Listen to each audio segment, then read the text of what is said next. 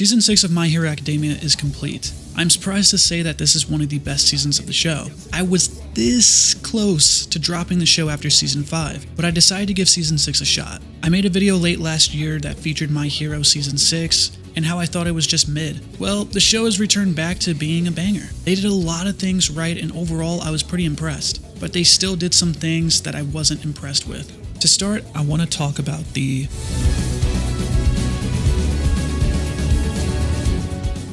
war arc starting out, I felt was kind of mid. Sure, the animation wasn't what it was back in the first 3 seasons, but I still think the animation overall was done pretty well. But what really impressed me was the ending of it. Seeing the heroes be defeated and some of them deciding to retire, it was really interesting to see that. There was the one scene with the hero who had the 1,000-yard stare and just says he quits, and Uraraka gazes at him as she is also in shock with what's happening around her. Like, that was a really good scene. You just see the shell shock factor of a hero who just can't take it anymore and decides to quit. You feel bad for these heroes because they do everything they can to save these people, and yet it wasn't enough. They lost. And yeah, Endgame kinda did this, but we really didn't see how the general public lost trust in heroes. In Endgame, they just moved on. But here, the civilians take matters into their own hands. There were also a lot of really cool scenes in the Liberation War arc. Shigaraki was crazy strong, Midoriya had a lot of good moments which I'll get into later, Bakugo was a standout, the animation and soundtrack was actually pretty good,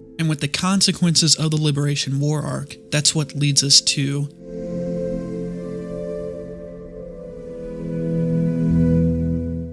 when I heard about this arc, I was stoked. I thought this was going to be the best arc in the series and it would change everything. Well, it didn't. But it doesn't mean that it sucked. I guess my expectations were just a bit too high. I thought Midoriya was going to start doing stuff solo, basically saying, screw this, I'm going to do it my way now. But we didn't really see that happen. Instead, it's Midoriya being used as bait to lure All For One. There were some really cool moments like seeing him fight Lady Nagant, but I really wanted this arc to start questioning everything Midoriya believed and valued up to this point, and the biggest value he has: should all people really deserve to be saved? A belief that should have been almost shattered after what happened in the previous arc, because you have Shigaraki who's going so far off the deep end that Midoriya should question if he deserves to be saved. I felt like this arc only gave us a sprinkle of questioning his values. But it's not the end of the world. The arc overall was still pretty good. Like I mentioned, the fights were pretty cool, and seeing Midoriya go all out was marvelous. So I think another pretty decent thing that happened with this season was the writing. And that's mainly because I like the direction they took with certain characters.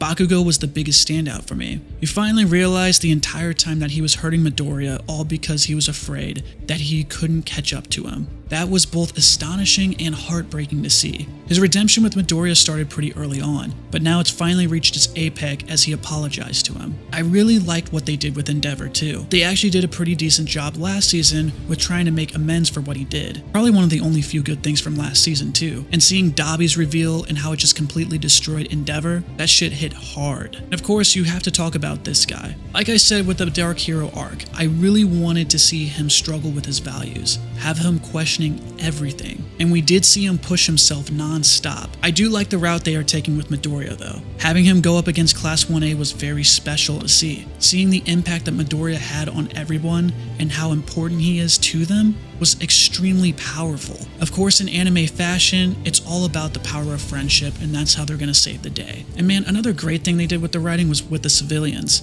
How they took matters into their own hands and just making things worse, because that would definitely happen in real life. But I do like seeing how citizens lose all trust in heroes because they didn't do the one thing that they promised, to protect and save them. They're mad, and they have every right to be. This was done as well as you could expect. But like I mentioned, not all things are perfect. The show still has some. As much of an improvement this season was, there is still a reason why this show will never be the outright best anime. So where to begin? Let's start with One For All. Last season, we see Midoriya unlock a quirk, and he managed to do well with it in the end of the season. I thought that was a pretty interesting direction to go, and it could lead him to slowly unlocking other quirks.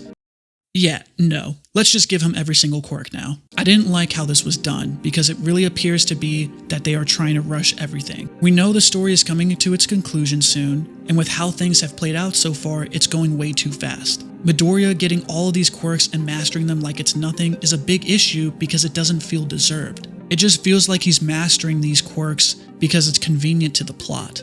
At least with Black Whip, he practiced and he can use it much better. But all the other quirks? Yeah, he just has guys in his head telling him how to use it, so it's fine.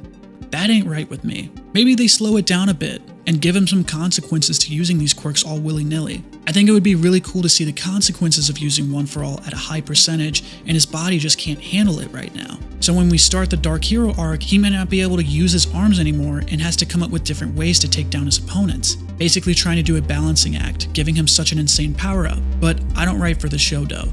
Another complaint, what the f is with the way time passes in the show? You would think that with all that has happened, they would be in their last year of high school. These guys are still in their first year. Come on. I'm not going to go into detail with this since lots of people have already done that, but it's frustrating to see that these are still first year students, and some of them at this point are even better than pro heroes.